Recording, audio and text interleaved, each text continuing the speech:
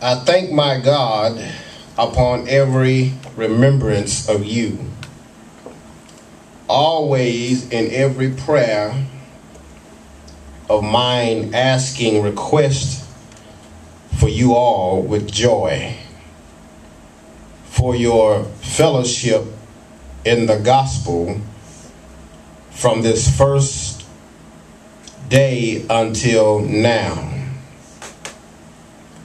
being confident of this very thing, that he who has begun a good work in you will complete it until the day of Jesus Christ.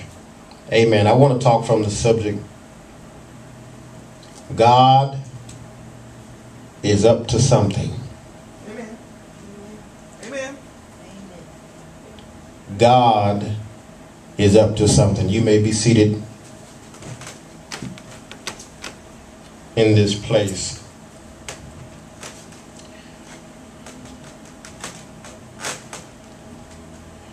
As we take a census of what's actually going on in the world, and actually what's going on with us personally, and actually what is going on with people whom we know personally,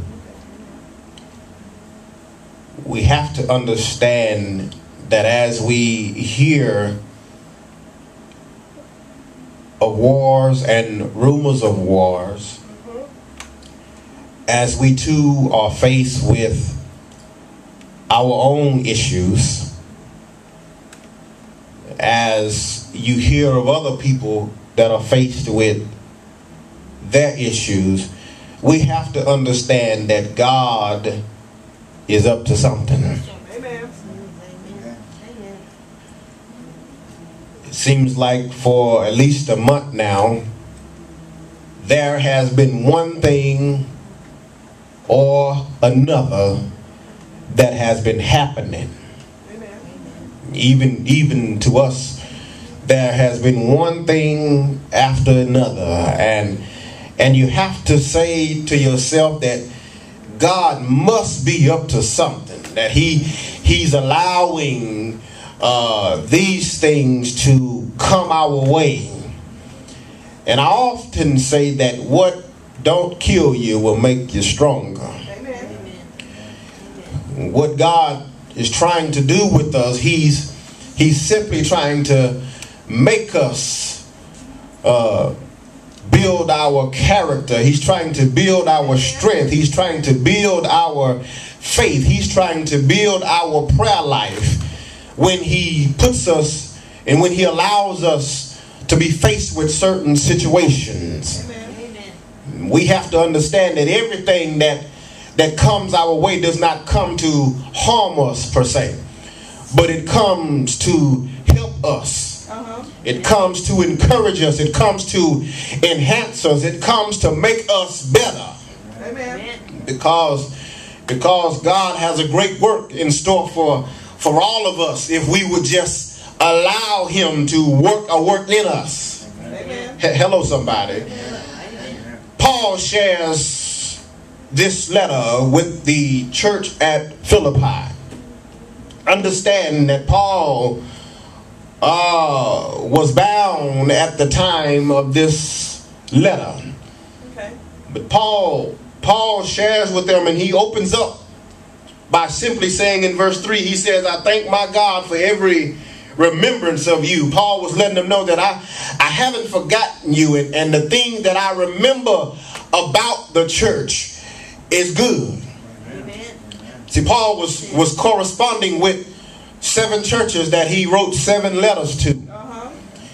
And he was often giving encouraging words, and sometimes Paul had to admonish them. Paul had to give the churches, sometimes he had to give them a harsh word because he received a bad report concerning a specific church. Yes. And sometimes he had to give them a good tongue lashing. Amen, somebody. Amen. And he had to do that from a jail cell, and it would give us, it ought to give us some glimpse of how powerful Paul was, that they even listened to him bound in jail. Amen. Amen. Because you know when folk go to jail, we all already know that they done something wrong. And we don't want to hear nothing that they got to say. But this gives some validity to who Paul really was, and who the magnitude of what God was doing in his life. Because we know that Paul didn't do anything wrong to get put in jail, but preached the gospel. Amen. And serve God wholeheartedly. And you got to know that when you love God and when you're totally sold out for God, sometimes the gospel and the God that you serve, he'll allow you to get in situations that you probably would not like to be in. But rest assured, my brothers and sisters, that if God allows you to get in it, he'll allow you to get out of it. Amen. Oh, that's good news right there.